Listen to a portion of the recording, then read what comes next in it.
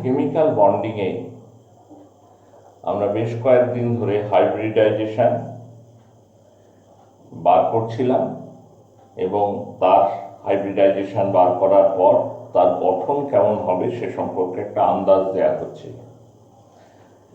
শেষের ক্লাসটাতে তো আমরা একটা ফর্মুলার মতো করে বের করেছি, তার আগে একটু ব্যাখ্যা করে করে বের করা হচ্ছিল। শেষের দিকের ক্লাসগুলোতে আমরা মোটামুটিভাবে ফর্মুলার মতো করে বার করার চেষ্টা করছিলাম। আজকে আমাদের পড়ার বিষয় হচ্ছে valence shell electron pair repulsion theory, বা সংক্ষেপে বলছে ভিএসই-পিআর থিওরি।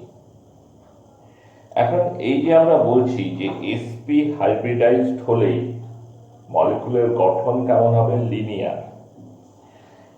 sp3 হাইব্রিডাইজড হলে মলিকুলের গঠন কেমন হবে, প্লেনার ট্রায়াঙ্গুলার।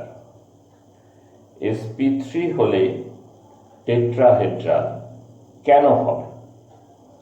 এই যে কথাটা বলেছি যে এরকম হলে এই সংকরায়ন এই গঠন, এই সংকরায়ন এই গঠন। প্রশ্নটা হচ্ছে কেন, তার কারণটা কি? গঠন হয় প্রধানত অ্যাটম, সে সেন্ট্রাল অ্যাটম হোক এবং সেন্ট্রাল অ্যাটমের সঙ্গে যুক্ত অন্যান্য অ্যাটম, তাদের যে বন্ডিং ইলেকট্রন পেয়ার বা লোন পেয়ার, তাদের মধ্যে বিকর্ষণ হয় এবং মলিকুলগুলো সবসময় এমন একটা স্ট্রাকচার পছন্দ করে যে যাতে সেই বিকর্ষণ বল, ফোর্স অফ রিপালশনটা মিনিমাম হয়। বোঝা গেল না নিশ্চয় কথাটা? ধরো আমি একটা যৌগ দিয়ে বলছি, বেরিলিয়াম ডাইফ্লুরাইড, বেরিলিয়াম ডাইফ্লুরাইড। তো বেরিলিয়ামের অ্যাটমিক নাম্বার কত? 4। ইলেকট্রন বিন্যাস কি? 1s2 2s2। ঠিক আছে, তাহলে বেরিলিয়ামের আউটার মোস্ট শেলে কটা ইলেকট্রন আছে? 2টো। এবার বেরিলিয়াম ফ্লোরিনের সাথে বন্ড করলো, ইলেকট্রন গুলো শেয়ার করলো, ফ্লোরিনের সাথে বন্ড হলো।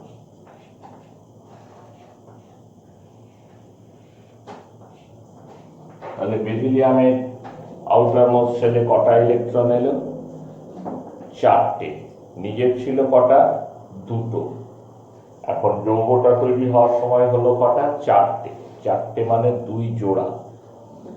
তাহলে বেরিলিয়ামের আউটার মোস্ট শেলে ইলেকট্রন সংখ্যা বাড়ল। ইলেকট্রন বাড়লে ইলেকট্রনগুলোর মধ্যে বিকর্ষণ বল বাড়বে।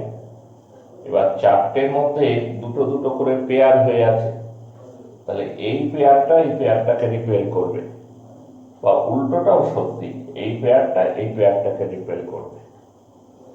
তাই তো, এই বিকর্ষণ বলটা থাকবে এবং মলিকুলটা সবসময় চেষ্টা করবে এই বিকর্ষণ বলটাকে মিনিমাইজ করতে, সবচেয়ে কম করতে। এই ইলেকট্রন পেয়ারকে বন্ডিং, এই রিপালশন ফোর্সটা কখন কম হবে? ও চাইবে কম হোক। কখন কম হবে? যখন এই পেয়ার দুটো নিজেদের মধ্যে ম্যাক্সিমাম ডিস্টেন্স মেনটেন করবে। ম্যাক্সিমাম ডিস্টেন্স মেনটেন করবে। দেখো, বেরিলিয়াম এবং ফ্লোরিনের মধ্যে যে দুটো বন্ড, তার মাঝে কোণ যদি হয় 180 ডিগ্রি, একমাত্র তাহলেই এই বন্ডিং ইলেকট্রন পেয়ারগুলো ম্যাক্সিমাম ডিস্টেন্স বজায় রাখতে পারবে, অন্য কোনো অ্যাঙ্গেলে পারবে না। বুঝতে পারছো? একটা অন্যটা উল্টো দিকে হতে হবে, তবেই ডিস্টেন্স ম্যাক্সিমাম। ডিস্টেন্স ম্যাক্সিমাম মানে ফোর্স অফ রিপালশন মিনিমাম। অর্থাৎ এরা যদি 180 ডিগ্রি অ্যাঙ্গেল বজায় রেখে থাকে, তাহলে তারা মিনিমাম ফোর্স অফ রিপালশন বজায় রেখে থাকতে পারে। তাই এর গঠন হবে লিনিয়ার। লিনিয়ার মানে 180 ডিগ্রি কোণ।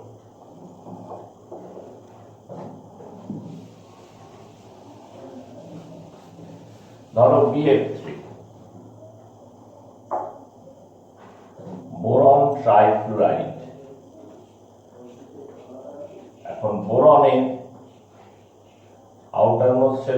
ইলেকট্রন ছিল 3টে, ঠিক আছে। 3টে ফ্লোরিনের সাথে ও কোভ্যালেন্ট বন্ড তৈরি করল।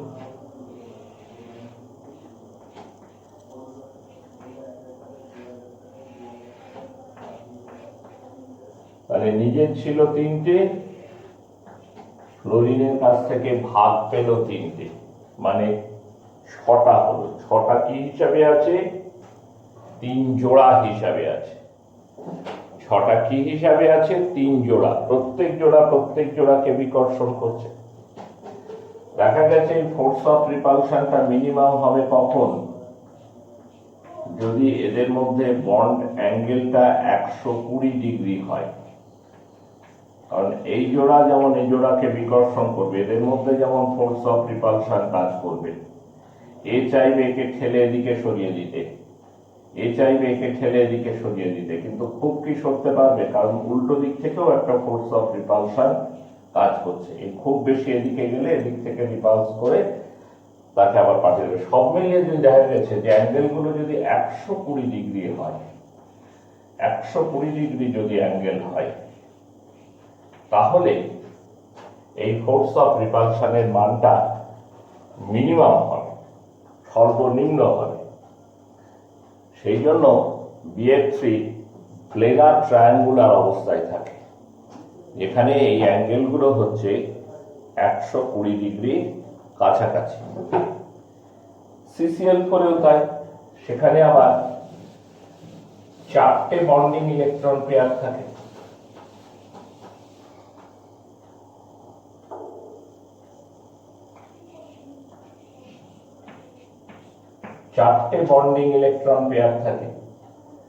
তো তাদের মধ্যে 4 জোড়া, তাদের মধ্যে ফোর্স অফ রিপালশনটা মিনিমাম হবে কখন? যদি তাদের মধ্যে অ্যাঙ্গেলটা 109 ডিগ্রি 28 মিনিট করে হয়। সেই জন্য ও টেট্রাহেড্রাল। আর 109 ডিগ্রি 28 মিনিট অ্যাঙ্গেল হলে গঠনটাকে টেট্রাহেড্রাল স্ট্রাকচারে যেতে হবে। তাহলে এই যে গঠনগুলো স্থির করা হয়েছে, এই গঠনগুলো হওয়ার পিছনের কারণটা হচ্ছে বন্ডিং ইলেকট্রন পেয়ারের মধ্যে বিকর্ষণ বলটা কম হতে হবে, তাই না? সবচেয়ে কম যে ডিস্টেন্সে থাকলে হবে, তারা সেই ডিস্টেন্সেই থাকবে। তখন তাদের মধ্যে বন্ড অ্যাঙ্গেলটা হিসাব কষে দেখা হবে এবং সেই মতো আমরা তাদের গঠন সম্পর্কে একটা ধারণা দিতে পারবো যে কোনটা সমতলিক ত্রিভুজাকৃতি হবে, কোনটা চতুস্তলক হবে, কোনটা লিনিয়ার হবে, এই সম্পর্কে একটা ধারণা আমরা উপস্থিত করতে পারব। এখন শুধু এইটুকু জানা থাকলে কিন্তু মলিকুলার স্ট্রাকচার সম্পর্কে সম্পূর্ণ ধারণা আমরা পাই না। যেমন ধরো methane, central atom carbon, central atom carbon sp3 hybridized,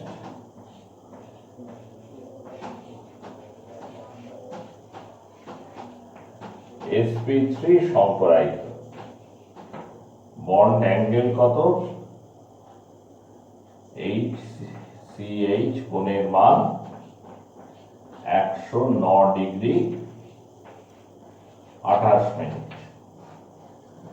পাশাপাশি তুমি যদি অ্যামোনিয়া কথা ভাবো,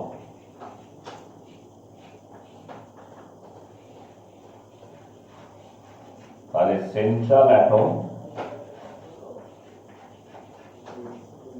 নাইট্রোজেন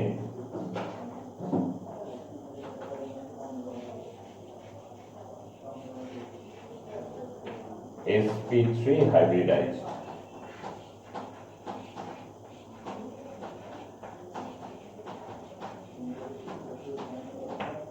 বন্ড অ্যাঙ্গেল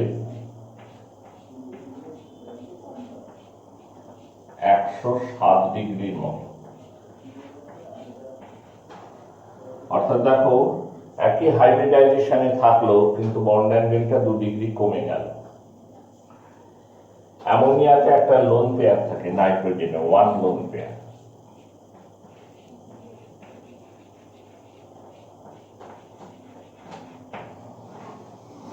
জল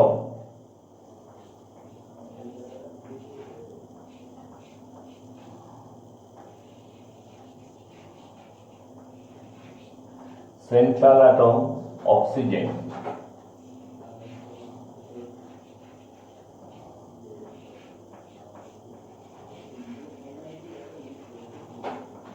sp3 hybridized,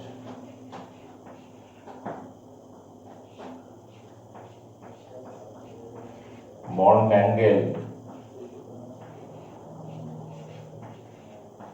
অলমোস্ট 105 ডিগ্রি, দুটো লোন পেয়ার আছে।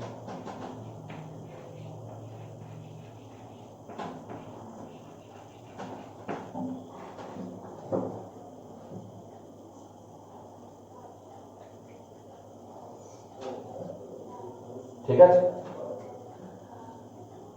তাহলে দেখা যাচ্ছে যে হাইব্রিডাইজেশন একা যথেষ্ট নয় একটা মলিকুলার স্ট্রাকচার। আমরা তো অ্যামোনিয়াকে বলি ডিস্টর্টেড টেট্রাহেড্রাল, পিরামিডাল।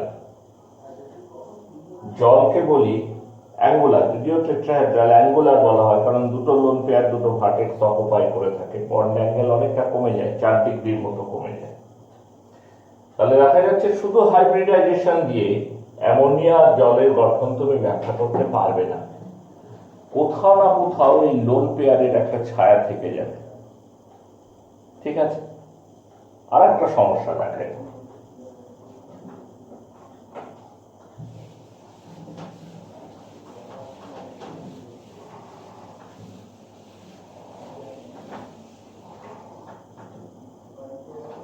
ধরো জলে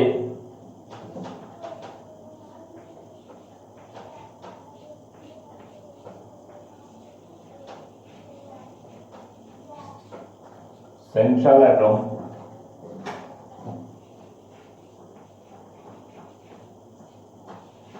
অক্সিজেন,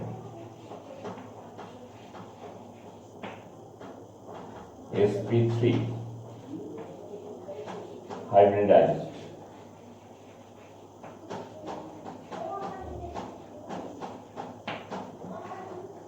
অ্যাঙ্গেল HOH, এই ভ্যালুটা হচ্ছে 105 ডিগ্রি, আর দুটো লোন পেয়ার আছে। অক্সিজেনে দুটো লোন পেয়ার আছে। পাশাপাশি তুমি H2S ভাব, H2S এর সেন্ট্রাল অ্যাটম হচ্ছে সালফার,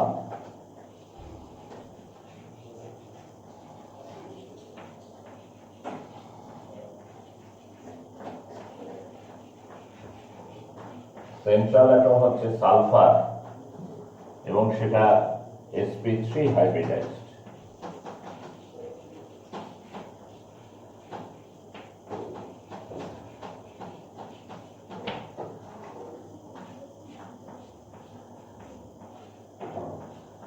এই ভ্যালুটা কিন্তু অলমোস্ট 92 ডিগ্রি এবং এরও দুটো লোন পেয়ার আছে।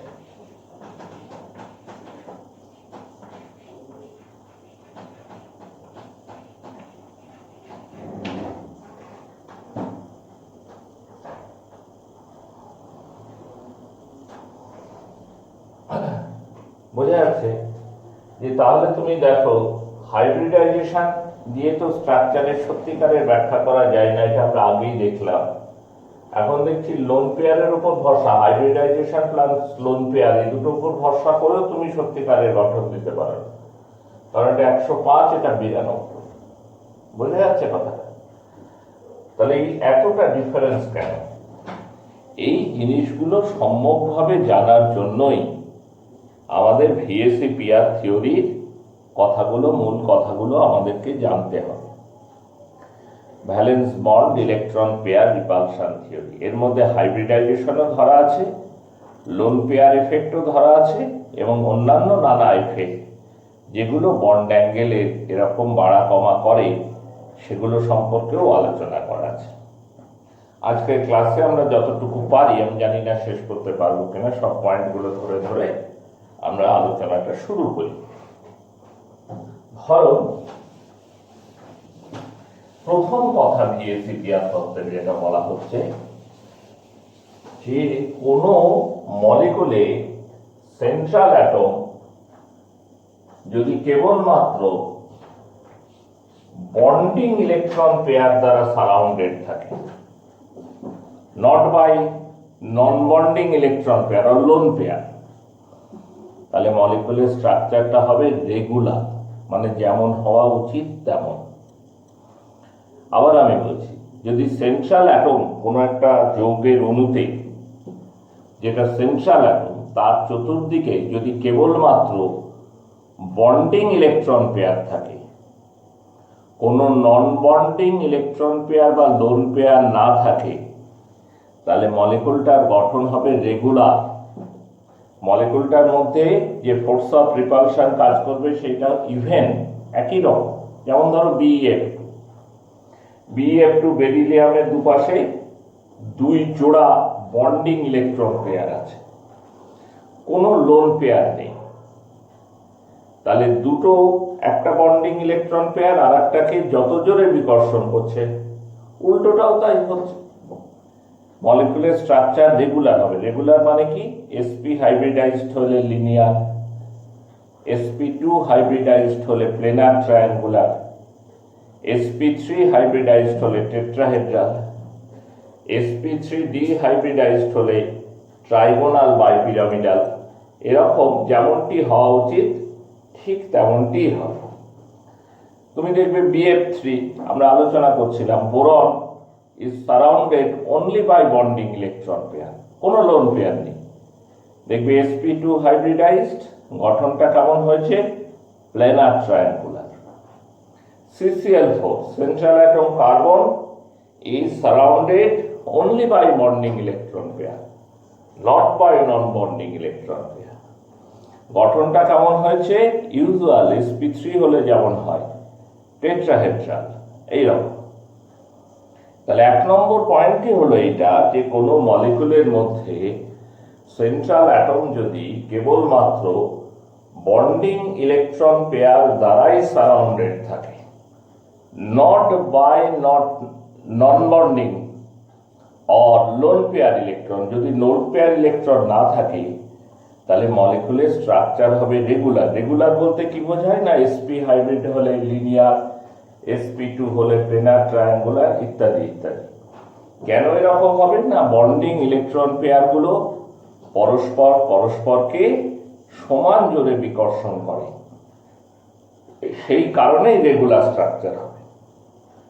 2 নম্বর পয়েন্টে বলছে, যদি এমন হয় যে সেন্ট্রাল অ্যাটমটা বন্ডিং ইলেকট্রন পেয়ার এবং লোন পেয়ার দুটোর দ্বারাই সারাউন্ডেড আছে, যেমন ধরো অ্যামোনিয়া। 2 নম্বর পয়েন্ট বলছে, central atom is surrounded by both the bonding electron pair and lone pair. Ammonia nitrogen তোমরা জানো sp3 হাইব্রিডাইজড, কিন্তু এটাকে আমরা টেট্রাহেড্রাল বলি না, বলি ডিস্টর্টেড টেট্রাহেড্রাল বা পিরামিডাল। 3টে ভার্টেক্সে 3টে হাইড্রোজেন থাকে, একটাতে থাকে লোন পেয়ার। তাহলে নাইট্রোজেনটা কেবল যে 3টে বন্ডিং ইলেকট্রন পেয়ার দ্বারা সারাউন্ডেড তা নয়, তার সঙ্গে লোন পেয়ার আছে। এই যদি থাকে তাহলে মলিকুলের গঠনে ডিস্টরশন দেখা দেবে, মলিকুলের স্ট্রাকচারে কি দেখা দেবে? ডিস্টরশন, বিকৃতি দেখা দেবে। এই যে বলি আমরা ডিস্টর্টেড টেট্রাহেড্রাল বা পিরামিডাল, সেটা এই কারণের জন্য। কেন ডিস্টরশন হবে? না তার কারণ যেখানে 2 ধরনের force of attraction, force of repulsion কাজ করবে। ফোর্স অফ রিপালশন হচ্ছে 2 types. Force of repulsion, one হচ্ছে লোন পেয়ার, আমি এলপি, লোন পেয়ার বন্ড পেয়ারের মধ্যে, আর একটা হচ্ছে বন্ড পেয়ারের মধ্যে, এবং এদের বিকর্ষণ বল সমান নয়। লোন পেয়ার বন্ড পেয়ারের বিকর্ষণ বল সবচাইতে বেশি, তার চাইতে বন্ড পেয়ারের চেয়ে। ফলে একটা আনইভেন ফোর্স অফ রিপালশন এই মলিকুলটার মধ্যে কাজ করবে, অসম বিকর্ষণ বল। এই যেমন একে ঠেলে ভাবছে যে এইদিকে সরিয়ে দেবে, উল্টো দিকের চাপটা আরো বেশি, ফলে এই অ্যাঙ্গেলগুলো কমে আসে, 107 ডিগ্রি, 2 ডিগ্রি কমে আসে এইরকম আনইভেন হওয়ার জন্য। বোঝা যাচ্ছে? ধরো লোন পেয়ারের সংখ্যা আরো বাড়ল, জলের কথা ভাবো,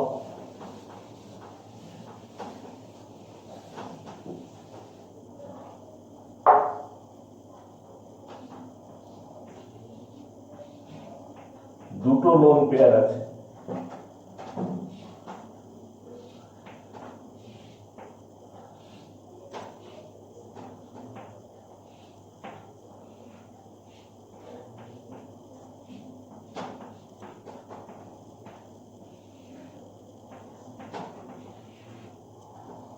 ঠিক আছে? তাহলে এখানে কত রকমের ফোর্স অফ রিপালশন কাজ করবে দেখো।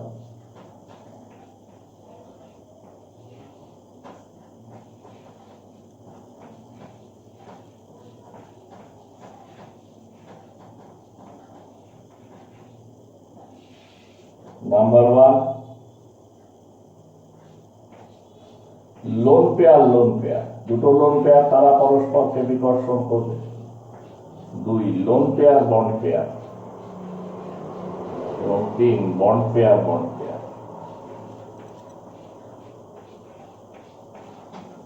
এবং মানের দিক থেকে বিচার করতে যাও তাহলে লোন পেয়ার বিকর্ষণ বল হচ্ছে সবচেয়ে বেশি, তারপর হচ্ছে লোন পেয়ার বন্ড পেয়ার, এবং তারপর হচ্ছে বন্ড পেয়ার। এই করে এই অ্যাঙ্গেলটা আরো ছোট হয়ে যায়, অ্যাঙ্গেলটা ছোট হয়ে কত হয়ে যায়? 105 ডিগ্রি। মানে দুদিক থেকে দুটো লোন পেয়ারের বিকর্ষণ বল বেশি পরিমাণে কাজ করে আরো 2 ডিগ্রি অ্যাঙ্গেল কমিয়ে রেখে দেয়। বুঝতে পেরেছ? তাহলে যত লোন পেয়ার বাড়বে তত কিন্তু ডিস্টরশন বাড়বে। কেন ডিস্টরশন বাড়বে?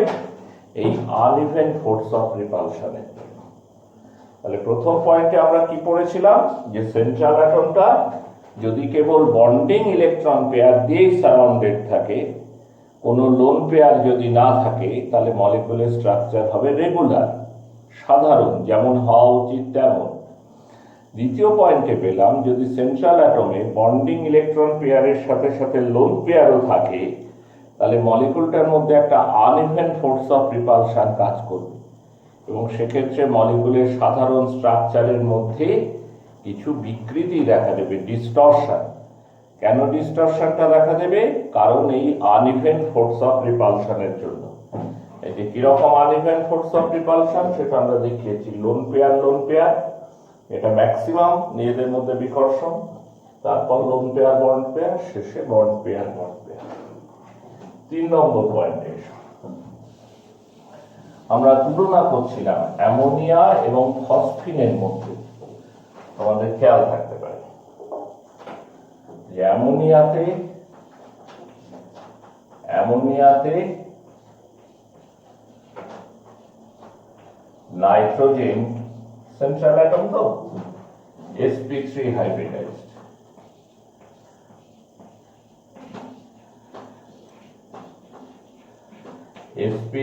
হাইব্রিডাইজড, একটা লোন পেয়ার আছে।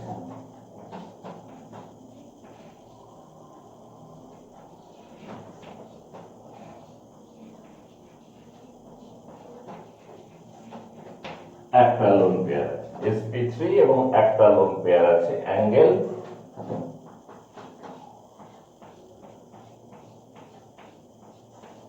107 ডিগ্রি। pH3 তে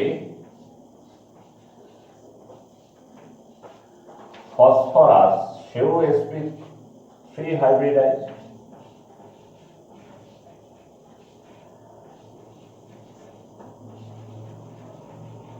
আমরা ওদের এই এক্সাম্পলটা দিইনি, আমরা H2 আর H2S একটা দিয়েছিলাম। এখানেও ফসফরাসে একটা লোন পেয়ার।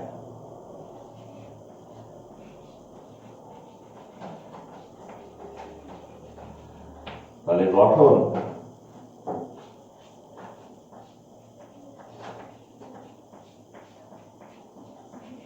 বলছে অ্যাঙ্গেলটা দেখো একদম কত কমে গেল, 91 ডিগ্রি।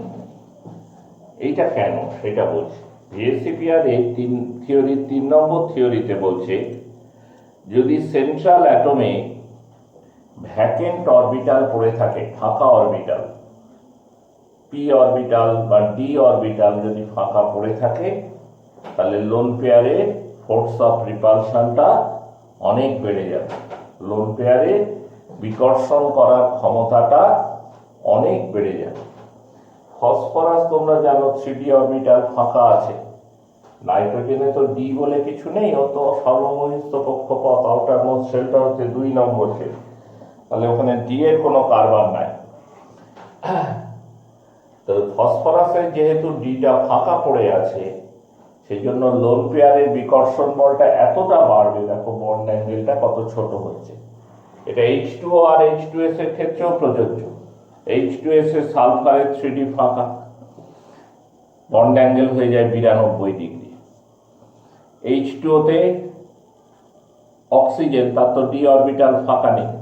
আরো একটা পয়েন্ট এখানে অবশ্যই চলে আসে, এটা একটা পয়েন্ট যে সেন্ট্রাল অ্যাটমের আউটার মোস্ট শেলে যদি ফাঁকা জায়গা থাকে তাহলে লোন পেয়ারের বিকর্ষণ বেশি হয়। আরো একটা পয়েন্ট এর মধ্যে বুঝে দেওয়া যায়, সেটা আমরা পরের ধাপে আলোচনা করছি। সেটা হচ্ছে 4 নম্বর পয়েন্ট।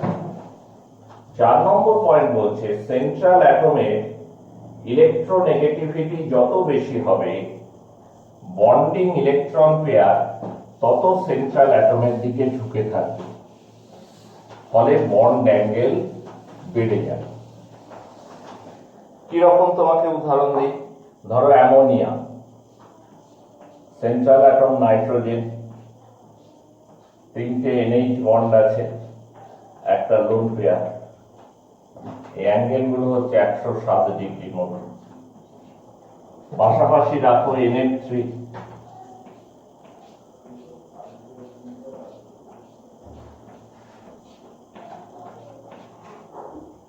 এখানেও সেন্ট্রাল অ্যাটম নাইট্রোজেন, এই বন্ড অ্যাঙ্গেল একটা লোন পেয়ার আছে, এই বন্ড অ্যাঙ্গেলটা হচ্ছে 102 ডিগ্রির মতো, নিয়ারলি 102 ডিগ্রি।